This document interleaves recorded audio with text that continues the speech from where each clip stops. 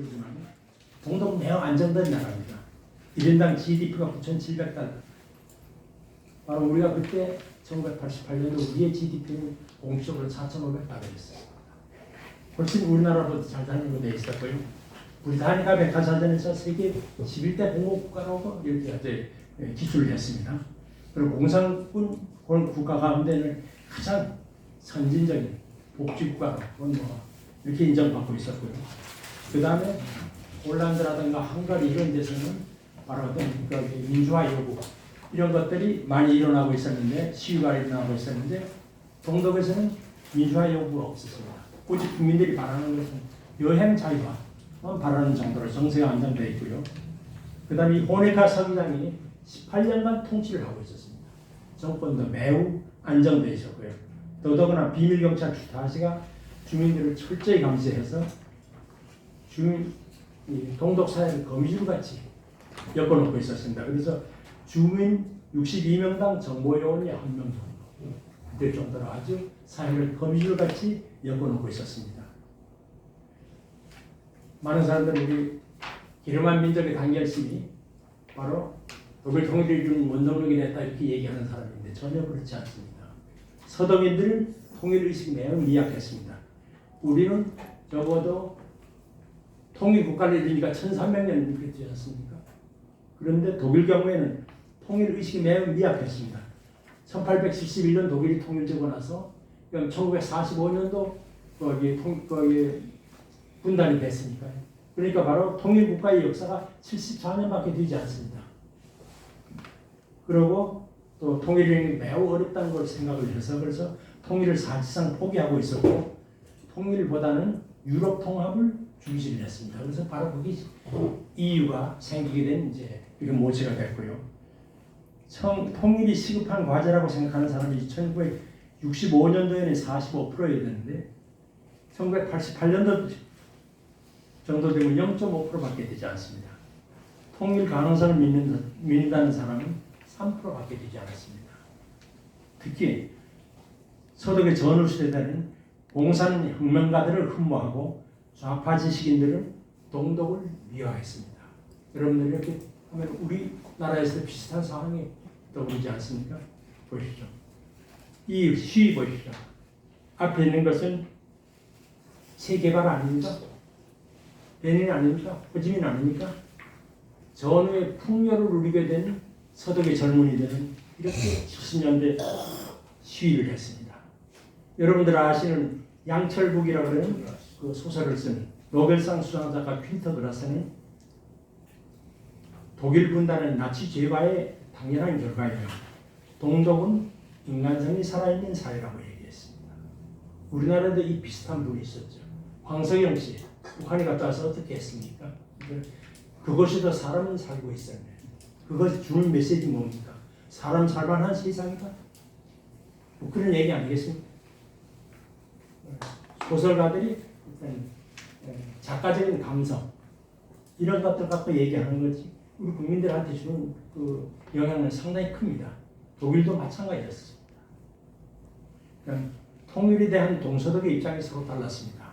우리는 임수경이 북한에 갔을 적에 우리의 소원은 통일을 했지 않습니까? 지금도 남쪽에서는 대부분 적어도 원칙적으로는 우리의 소원은 통일이고 북한에서도 우리의 소원은 통일입니다. 그런데 독일은 그렇지 않았습니다. 서독은 통일을 헌법적 의무로 규정을 했습니다. 서독의 헌법을 기본법이라고 그러거든요. 왜 그런가 하니까 독일이 통일되기 전까지는 헌법을 하는 그 정상적인 국가가 아니다. 그래서 기본법이라고 통일 의지를 보이기 위해서 기본법이라고 명칭을 줬는데 아직도 기본법이라고 생각합니다. 기본법 전문에 통일은 헌법적인 의무, 독일 국민은 자유로운 자기결정을 통해서 통일과 자유를 달성한다 이렇게 되어 있거든요. 그러니까 뭐 통일이라는 것은 헌법적 의무입니다. 근데 동독은 어떻게 했냐? 사회주의 독일 건설하는 것이 바로 국가헌법입니다. 통일하고 그런 상관없는 겁니다. 그 다음에 이제 동서독 간의 교류 협력이 많이 있었는데 그러면 교류 협력을 뭐 하라느냐? 서독 쪽에서는 분단을 잇는 작은 나라를 스몰 브리지를 아니면 작은 걸음 정책 작은 한 걸음 한 걸음 통일로 나가는 그런 과정이다 이렇게 본 것이고요. 동독에서는 분단을 공고히 하는 벽돌이라고 봤습니다. 동서독 간에 조약이 체결되고 정상회담을 하고 국제사회 유엔에서 동시가입하고 이런 확실한 국가로서 두 개가 존재하는 게 아닙니까?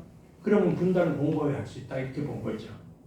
그래서 바로 동독의 목적은 통일이 아니라 국제법 창의, 독립국의 지위를 인정받는 것이 가장 큰 국가 목표였습니다. 그다음에 우리하고 독일 통일 여건상에 가장 차이점이 나는 것이 바로 통일에는 2차 대전 전승국의 동의가 필요했다는 겁니다. 지금은 우리 남북 간에 협의를 하면 법적으로는 국제법적으로는 남북 간만 협의하면 통일할 수가 있습니다.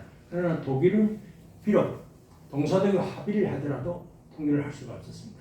1952년도 서방 3개국과 서독이 체결한 그 독일 조약이라는 게 있어요. 독일 조약이 있을 때 거기 이런 얘기가 있습니다. 전체로서의 독일과 베를린에 관한 사항은 2차 대전 전승 4개국이 권리와 책임을 갖는다 이렇게 되어 있습니다. 그러니까 통일을 하려고 그러면 그 상황을 변동시키기 위해서는 2차 대전 전승 4대국의 동의가 있어야 된다는 겁니다.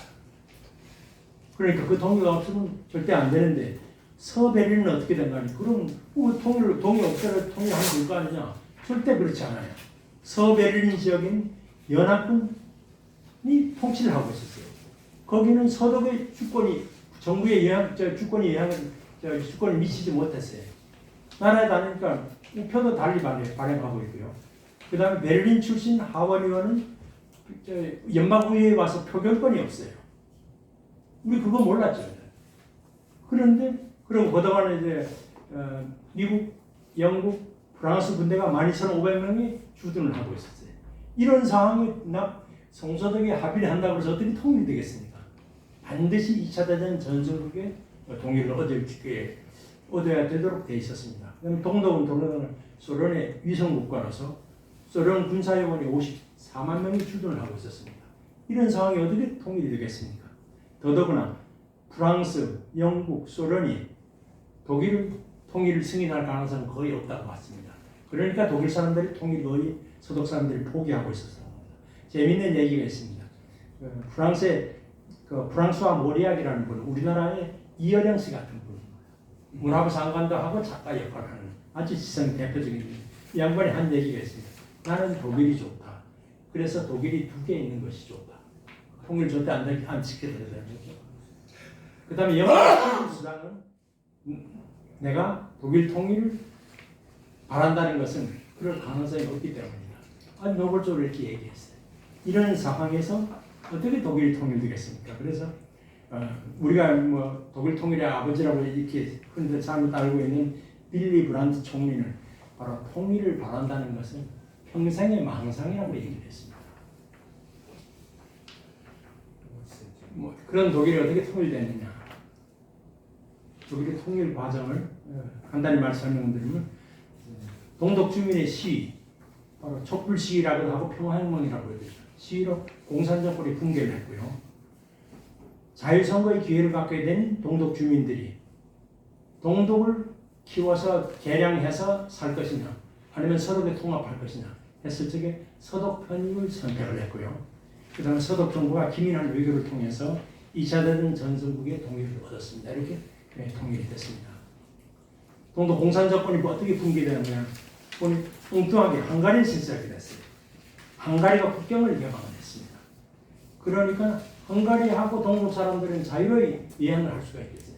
그러니까 헝가리 같은 동독 사람들이 전부 헝가리를 통해 국경을 넘어서 오스트리아를 거쳐서 서독으로 온 겁니다. 그런데 그렇게 탈출한 사람이 매일 2,000명 정도. 그리고 그 다음에 이제 10월 7일 날, 19년도 10월 7일 날 동독 공산정권 수립 40주년 기념식에 참석한 소련의 고르바초프 대통령이 와서 소련의 속담이 이런 게 있습니다. 늦게 오는 자는 인생의 벌을 받는다. 뭔가 빨리 시작해야지 늦게 시작하면 인생에 처지는 거 아니겠습니까? 그런 얘기입니다. 소련 속담을 인용하면서 동독이 빨리 개혁을 하라고 그랬습니다. 그리고 동독 정치구원들하고 비밀회의에서는 동독에서만 시위가 나면은 우리는 1953년도에 시위 때는 우리 탱크 가서 그걸 진압을 했지만 앞으로 시위가 나더라도 소련 군대들은 병영에서 한 발짝도 나가지 않을 거다. 빨리 개혁하시오. 우리는 그런 군사 개혁하지 않겠어? 이렇게 선언을 했었습니다. 그렇게 되니까 그런 사실이 알려지니까 바로 촛불 시위가 니콜라이 성당이라고 그러는 그 성당에서 교회에서 이랬던 게 그냥 전국으로 확산이 됐어요. 2주 후에는 바로 18년간 집권하던 호네카 서기관이 사임을 했습니다. 그리고 그 다음에 10월 11월 9일 날은 베를린 장벽이 붕괴됐습니다. 베를린 장벽 붕괴된 것은 어떻게 된가 하니까 동독 정치국원 샤보브스키라는 그 홍보담당 정치국원이 있는데 여행 조금 규제를 완화하는 계획을 발표하면서 완전히 국경 개방하겠다 그랬습니다. 그래갖고 이게 기정사실화돼서 결국은 베를린 장벽이 무너졌거든요. 그런데 그러는 동안에 4달간에 34만 명이 탈출을 했습니다. 지금까지 50년이 넘도록 북한에서 탈북한 사람들이 우리 3만 5천 명밖에 안 되지 않습니까? 4달간 34만 명이 탈출을 하니 어떻게 됐습니까? 결국 좀 특히 기술이 있는 사람들, 이런 사람들 대부분 탈출을 했거든요. 서독에 와서 먹고 살 수 있는 능력이 있는 사람들. 그러니까 가서 의사 도망가죠. 간호사 도망가죠. 기관사 도망가죠. 버스 운전사 도망가죠. 요리사 도망가죠. 그러니까 공산주의 사회에서 모든 사회가 이제 어긋나기 시작한 거죠. 제대로 운영이 안 되는 겁니다. 그러니까 사회가 거의 마비되고 그냥 동독 주민들은 탈출 역풍에 휩싸이게 됐죠. 그러니까 결론적으로 이제 공산 정권이 붕괴됐습니다. 공산 정권이 붕괴됐다는 것은 바로 공산당 일당 독재 체제. 그렇게 돼 있었는데 일당 독재에서는 사람들이 마다 물러나가고 일당 독재 체제를 이제 폐지하는 그렇게 됐습니다. 그러니까 나라는 누가 운영하니까 원탁회의라 그래서 시민단체, 종교지도자 이런 사람들이 해서 이제 원탁회의를 만들어갖고 국가를 운영했습니다. 그럼 그게 오래 갈 리가 없죠. 그러니까 바로 우리는 자유선거를 하겠다. 그래서 처음으로 자유선거를 치렀습니다. 그런데 자유선거를 이렇게 이 사람들이 정권을 내놓는 사람들이 쉽게 내놓지 않습니다. 자유선거를 하기 전에 이 사람들이 이제 여론조사를 해봤습니다.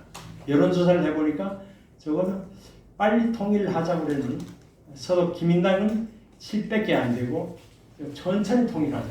1세기에 걸리든 2세기에 걸리든 간에 앞으로 천천히 통일하자고 그러는 3인당 지지율 53.7대1로 이게 엄청 유세했어요. 그러니까 원래는 5월달에 실시하러 예정되어 있던 선거를 빨리 주민들 마음 변하기 전에 빨리 하자. 그래서 3월 15일에 앞당겨서 선거를 했어요. 그래서 조기에 선거를 했는데 이게 이제 헝가리 국경 개방하는 게 이걸 하고 나니까 바로 이게 세계에 알려져서 그래서 동독 사람들이 이걸 통해서 이제 탈출하기 시작했지. 이게 바로 촛불 혁명의 성지라고 하는 니콜라이 교회입니다. 조그만 교회. 라이프치히 이때 이제 고르바초프 대통령하고 이제 미국의 레이건 대통령이 상당히 친근했죠. 그러면서 이제 고르바초프 대통령이 동독에 와서 빨리 개혁을 하라고 촉구를 했죠. 그렇게 되니까 이제 시위가 일어나는데 시위가 맨 처음에 특권층을